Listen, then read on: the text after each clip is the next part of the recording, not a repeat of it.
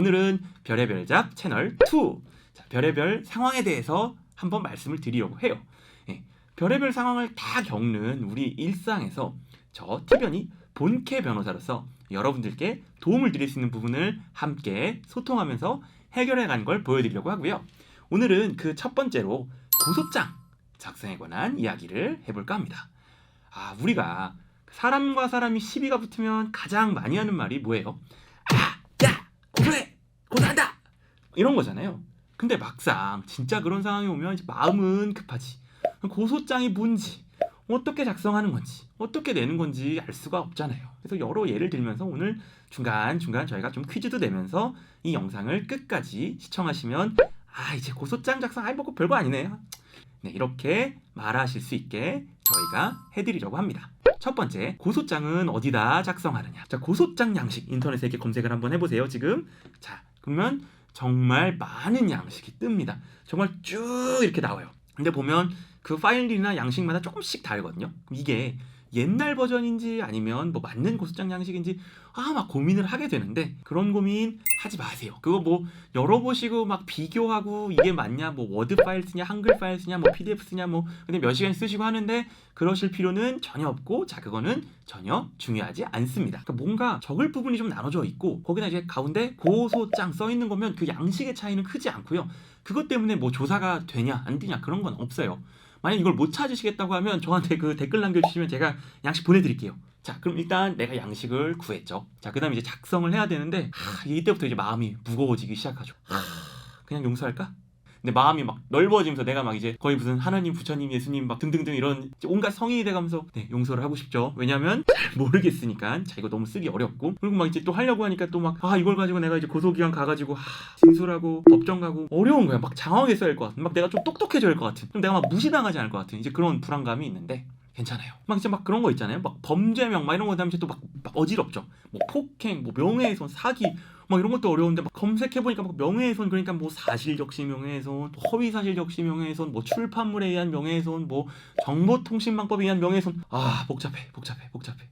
막 이러니까 진짜 막 그냥 포기하게 되는데, 자, 이런 거 몰라도 사건 진행하시는데 아무런 어려움이 없습니다. 첫 페이지를 보시면요, 고소인, 피고소인 있죠. 자, 간단하게 고소인은 나겠죠. 고소를 하려는 나입니다. 그리고 피고소인은 내가 처벌받게 하고 싶은 사람, 나한테 나쁜 짓을 한 사람, 이제 그 사람일 거고요. 그다음 뭐 이제 대리인에 의한 것인 거죠. 이런 표시가 있는데, 요거는 이제 뭐 가족이나 뭐 변호사가 대신 고소하는 거냐, 뭐 본인이 고소하는 거냐, 이런 걸 표시하시는 건데, 이거 잘 모르겠으면 그냥 넘어가세요. 넘어가시고 이거 잘못했다고 뭐 조사를 안 하고 그러진 않을 거예요. 이건 나중에 잘 모르겠으면 경찰서 가서 진술하실 때 그 수사관님께서 잘 설명해 줍니다. 그때 말씀하시면 되고요. 중요한 거는 또 피고소인 인적사항. 피고소인을 인적사항을 정확하게 아는 경우도 있는데 아닌 경우도 많아요. 왜냐면 내가 정말 친한 사람이라고 해도 뭐 주민등록번호 아나요? 생년월일도 잘 모르는 경우가 많고, 주소 아나요? 모르는 경우 많고, 대부분 많이 아는 거는 휴대전화번호, 연락처 정도, 그 다음에 SNS 아이디, 그런 아이디나 그런 이메일 주소, 뭐 이런 것들만 좀 아는 경우가 많고, 나머지 주민번호나 이런 건 잘 모르는 경우가 많은데, 일단은 아는 데까지만 쓰세요. 그걸 몰랐다고 고소장 접수를 안 받고 그러진 않습니다.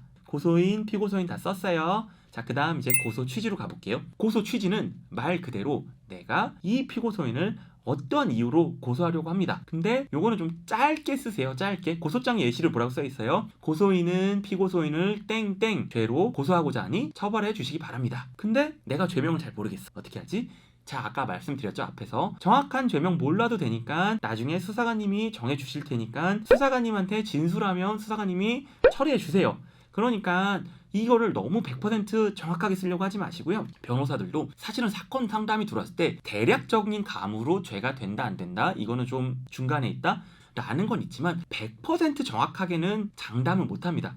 아주 명확한 건도 있지만 상황에 따라 조금씩 달라지는 건들도 있어요. 그러다 보니까 변호사들도 이 고소 취지에 썼던 죄목과 실제로 처벌이 달라질 수 있다는 건 미리 고객한테 말씀을 드리고요. 100% 정확할 거다 라는 거는 너무 부담을 갖지 않으셔도 됩니다. 대략적으로 검색해보고 이게 내가 맞은 거냐, 돈을 뺏긴 거냐, 명예훼손을 당한 거냐, 이런 큰 틀에서만 잘 써주시면 됩니다. 자, 이제 쉽죠? 다음 단계 범죄 사실이에요. 고소 취지, 범죄 사실, 고소 이유, 이렇게 크게 세 가지가 있는데 다 너무 비슷한 것 같아. 그냥 고소장도 간단해요.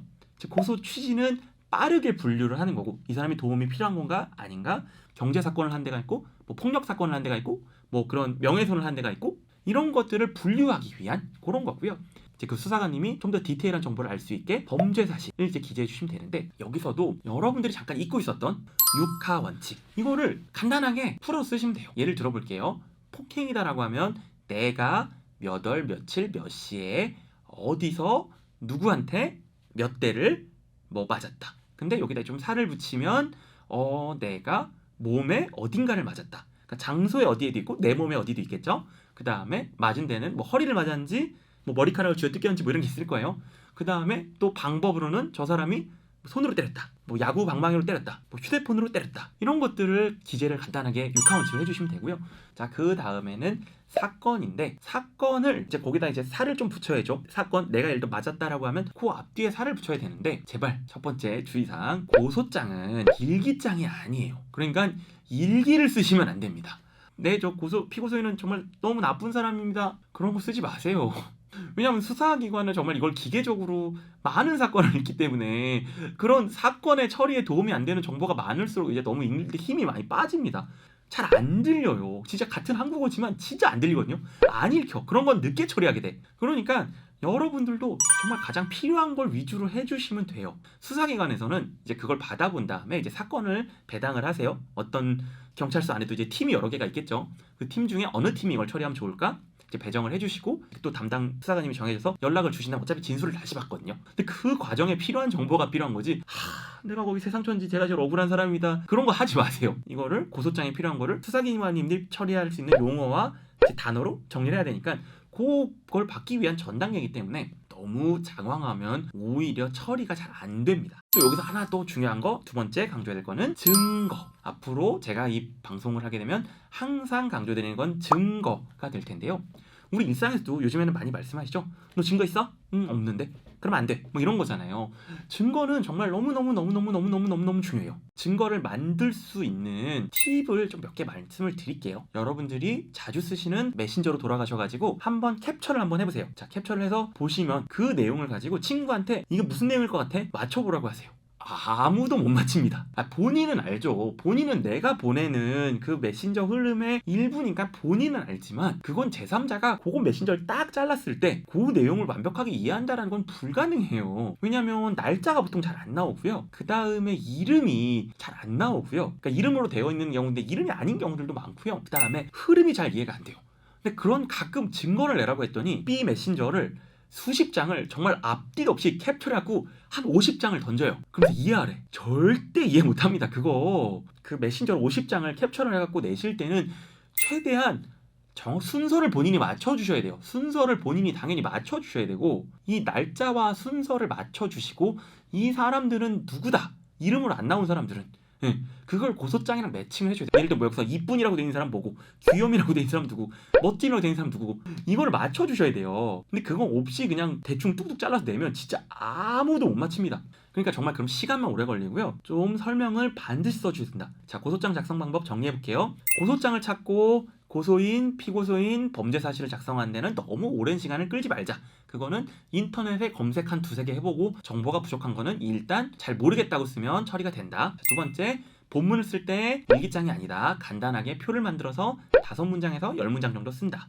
자, 세 번째, 육하원칙과 증거는 최대한 신경을 쓴다. 특히 증거를 붙였을 때는 설명을 가급적 달아준다.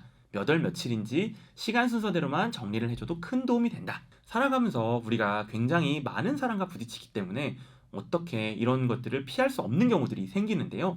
고소 내가 하게 되었는 상황이 발생했을 때 여러분들이 진짜 내 인생에 참 별의별 일이 다 있네 라고 너무 속상해하지 마시고 의연하게 내 권리를 충분하게 주장하시고 호소할 수 있는 그런 우리 티별님들 되실 수 있도록 저 티변이 늘 항상 바라겠습니다. 오늘도 별의별 일 다 겪으신 여러분들 인생 편안하시길 바라겠고 티변과 함께 해주셔서 감사합니다.